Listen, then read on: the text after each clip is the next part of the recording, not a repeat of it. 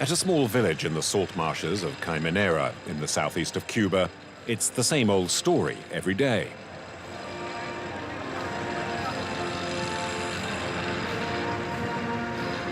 At the wheel of his old Soviet digger, the driver is forced to listen to the American national anthem. The salt works are barely 100 meters from the barbed wire and watchtowers, which encircle the infamous military base at Guantanamo. It's a legacy from the Cold War, an iron curtain in the Caribbean. Froilan Trujillo Dominguez, who works in the salt marsh, knows the music all too well. Every morning around 8:30, while we're working, we hear the American national anthem. It blares out from the Guantanamo naval base. It's their ritual. They've done worse. They occupied our territory illegally, based on agreements they concluded a long time ago. It was the former government that sold it to them. They mean nothing to us now. It's like they don't exist.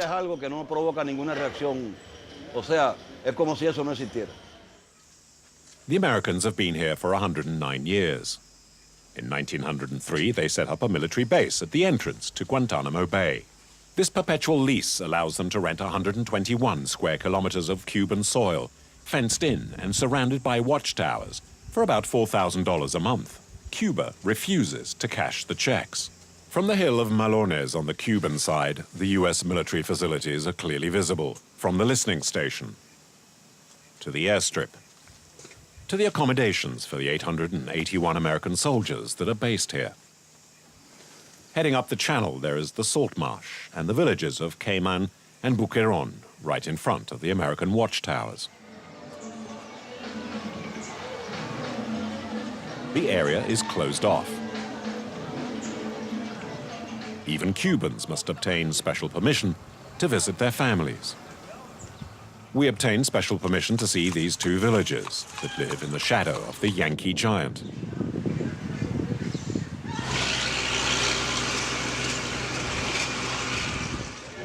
It's dawn in Boquerón. This is the border, and the tension is palpable. Soldiers search the passengers awaiting the lancha, the small ferry that will take them to Caimanera, on the other side of the bay.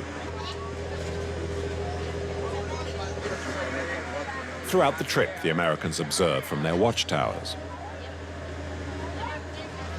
José Luis is 8 years old and goes to school in Caimanera, and every day he walks past the enemy's base.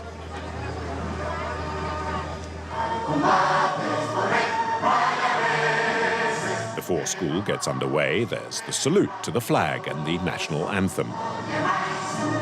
Then a poem recited in honor of the liberator of Cuba, Martí, and also Fidel Castro. If Martí came back from the dead, he would see that Fidel has carried out all his ideas. He would see yesterday's sacrifices were not in vain. And as this is Cuba, the day begins with music.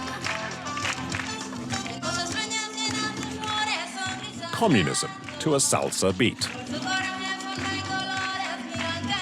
In front of the cameras, the teacher talks of the huge, lumbering neighbor who knows nothing of the determination of the young pioneers of Caimanera. José Luis has learnt this lesson well. Who should this base be returned to? Cuba! To the people of Cuba, because this land is our land. The base is ours, but the Yankees do not know the meaning of respect. They stole it from us.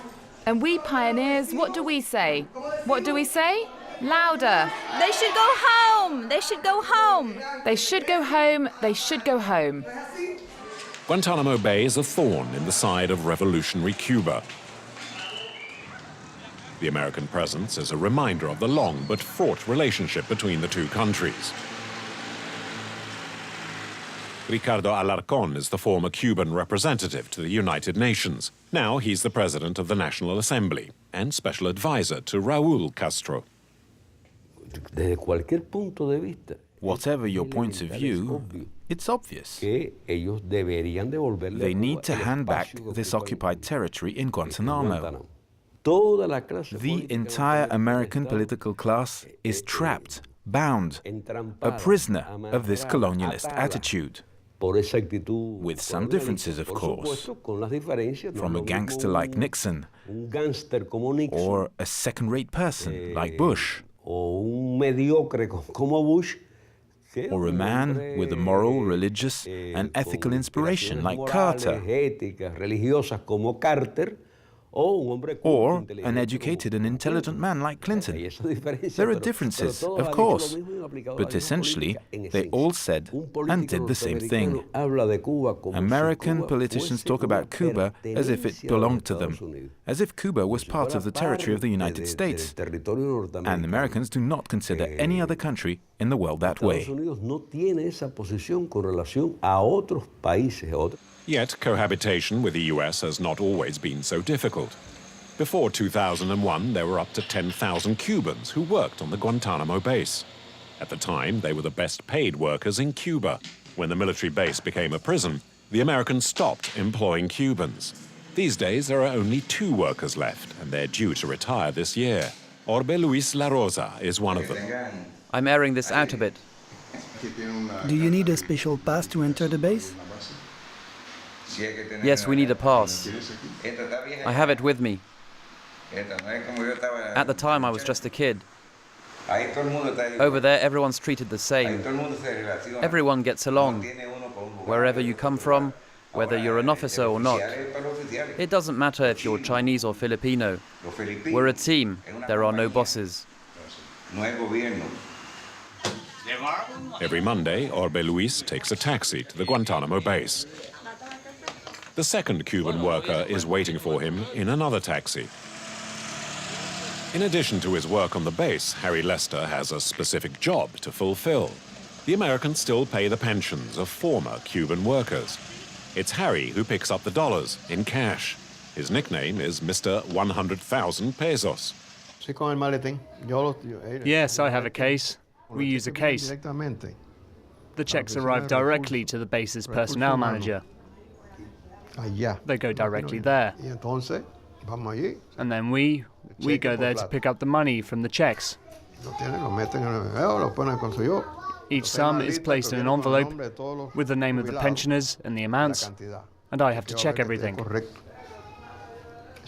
We cross the border with the money.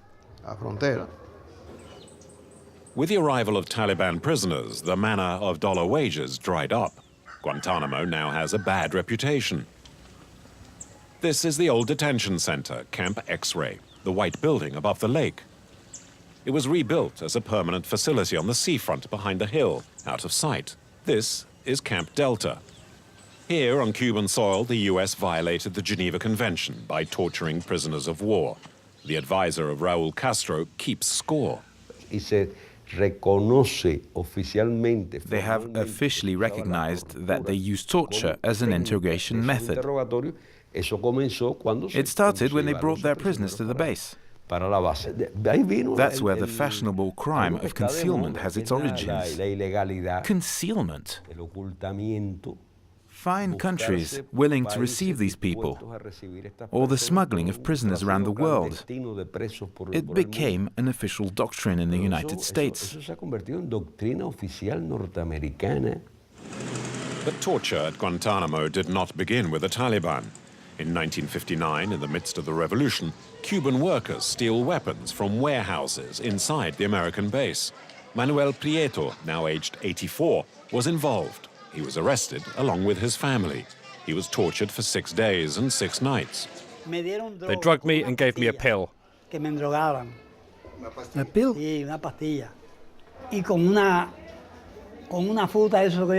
Yes, a pill. They had a riding crop. They threatened me. They started whipping me with the crop. They hit my kid with a belt. My wife was there. She was pregnant at the time. Despite her stomach, she pushed past the guards and picked me up. Because I'd fallen off my chair. I'd fallen to the ground. Well, they took me out. They shoved my head in the sink and they turned on the tap. But I was never afraid of them.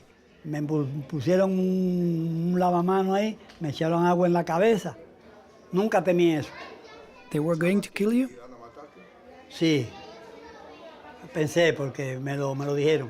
Yes. They told me, this is the deal. You talk or you get the electric chair. And you'll never get out of here alive. It's been 50 years and the marks are still there. Closing the base is one promise Barack Obama has not kept. The announcement on the 22nd of January 2009 generated much hope. I thought he would close the prison immediately, but he didn't. The new president of the United States. He announced he would close it right away, but then did nothing. They committed many abuses there. All the innocent people they've locked up awaiting trial. I don't want to be unfair to President Obama. Maybe he continues to maintain this position, as it may be what he wants because he's a great lawyer. He's not stupid, and he sees the absurdity of a situation that is reprehensible and has been condemned worldwide.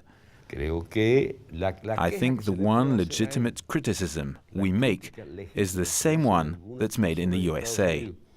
It's not so much that he hasn't done what he promised, but he hasn't fought hard enough to keep his promises.